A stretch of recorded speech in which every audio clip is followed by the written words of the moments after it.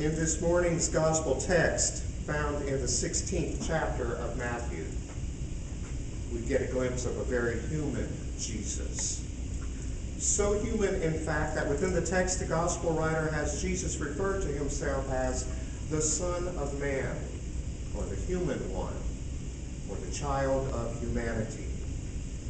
Some people might be surprised to learn that this title doesn't always refer to Jesus within the Bible.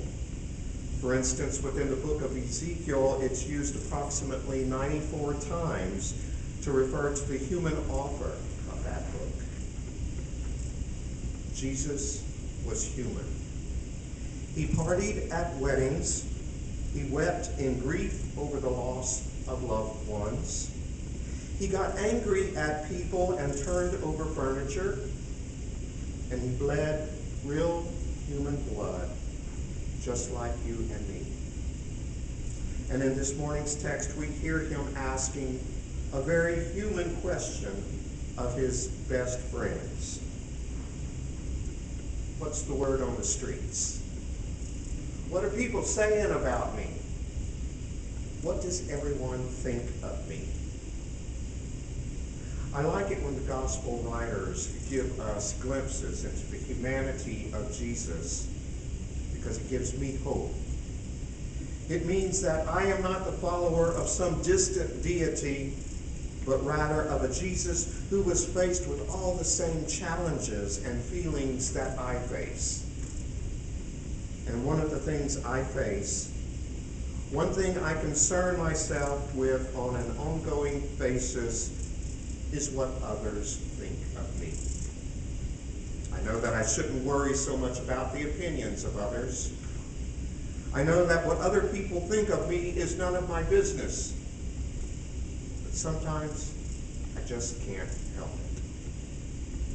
it. If people talk about me, I want them to think I'm a nice guy. I want them to say that I've done good things. I want to be popular. And while we're at it, I want to be a success, and I wouldn't mind having a lot more money than I do. I want people to think highly of me, and I want to be remembered well. According to this morning's reading, people thought well of Jesus. Some say you're another John the Baptist, Jesus. You preach a mean sermon and you really get the crowds revved up. And we've heard people compare you to Elijah, Jesus. Elijah, whose miracles included the restoring of life to a widow's son, and who multiplied the meal and oil so that it would feed them throughout the famine. We've seen you do these miracles and even more, Jesus. And we've heard you compared to Jeremiah, Jesus. Jeremiah, who was one of the major prophets of times before. Jeremiah, who, it has been said, spiritualized and individualized religion by insisting that people's relationship with God was of primary importance. Not a bad report card, but I don't think it's a very accurate one. Because if everyone would have had that high opinion of Jesus, he never would have died the sort of death he did. Either the disciples were in the business of flattering Jesus, or the gospel writer wanted to make sure the readers saw Jesus in a favorable light, or some of the other opinions of Jesus simply got lost in the translation. Because there were plenty of people who didn't share the glowing image of Jesus that we have been given in our text. There were religious folk who looked at him as an adversary, someone who flagrantly broke the commandments of the Torah, someone who was becoming way too popular with the crowds, drawing them away from the true and right way to worship God. There were politicians who saw him as a threat, a political subversive, someone talking about a new kingdom, someone who divided the loyalty of the public. If some people were comparing Jesus to fiery preachers and miracle workers and prophets of the past, there were plenty more who cast him as a threat, a troublemaker, and an outright liar. That's the problem with opinions. Everyone has one. And if we attach our self-worth to other people's opinions, we will drive ourselves crazy trying to surround ourselves with friends and convert our opponents to allies. We will wear ourselves out trying to hold on to the circle of friends we have managed to gather around us. And we find ourselves jumping through hoops, courting the favor of people who we have placed on pedestals. I know. I've done it. I bought into the lie that if other people like me, then I must be likable. And if they don't like me, then I am unlikable. I have allowed the opinions of others to make or break me. But I know I'm not alone. I'll bet you have done the same thing. It goes on a lot, especially within our community. The very people who we thought would love us unconditionally threaten us with abandonment. Too many people have been rejected by families, friends, and faith communities. Instead of receiving love and affirmation, they have been labeled sick and sinful. And so in a desperate attempt for acceptance, we may find ourselves pretending to be someone who we are not. So convinced are we that the opinions of others matter. So enmeshed with those opinions is our own self-worth. But the opinions of other people are all illusions. None of them are real. Not one accurately describes who I am. Not the flattery and not the criticism.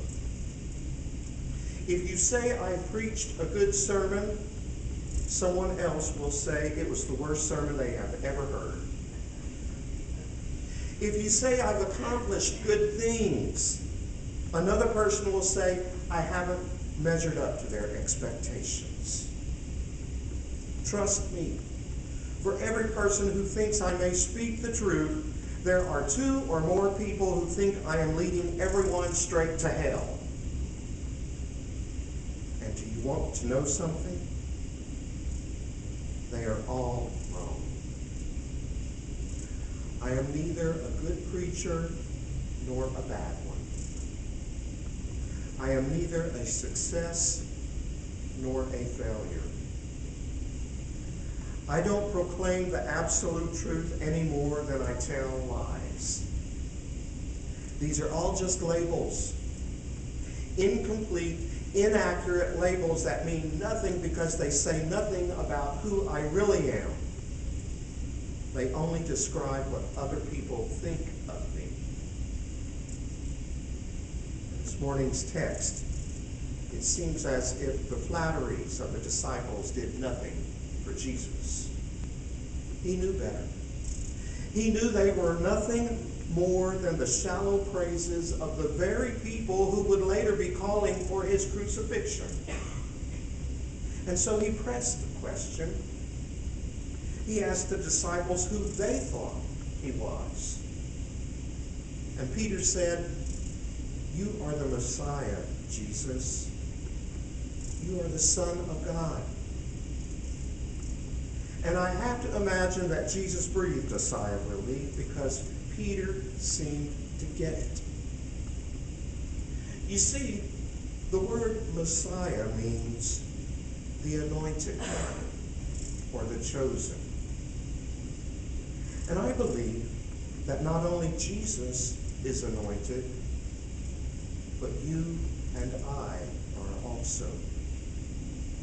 I believe that we are chosen by God, and that we are also God's children.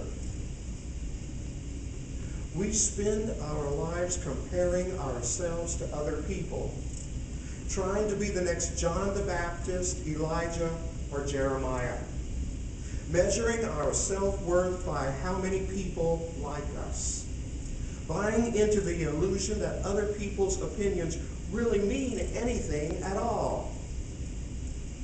But what would it be like if we realized that we don't have to work for other people's approval because we are already people of value? We are anointed, we are chosen by God, and we are God's own beloved children. Each of us. No matter what people think of us, we are anointed, chosen, and loved by God. Life would be different if we believed that. If we were able to accept the truth of who we really are instead of what we have been told things would be different, we would know freedom instead of the imprisonment of other people's opinions. We would experience the dominion of heaven instead of the addiction to other people's approval. If we really believed that we are God's own anointed, chosen, and beloved children, and we honestly embrace the idea that we don't have to do anything to earn that love,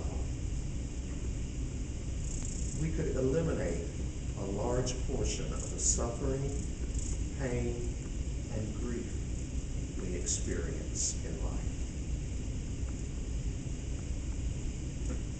Imagine that. Imagine what it would be like.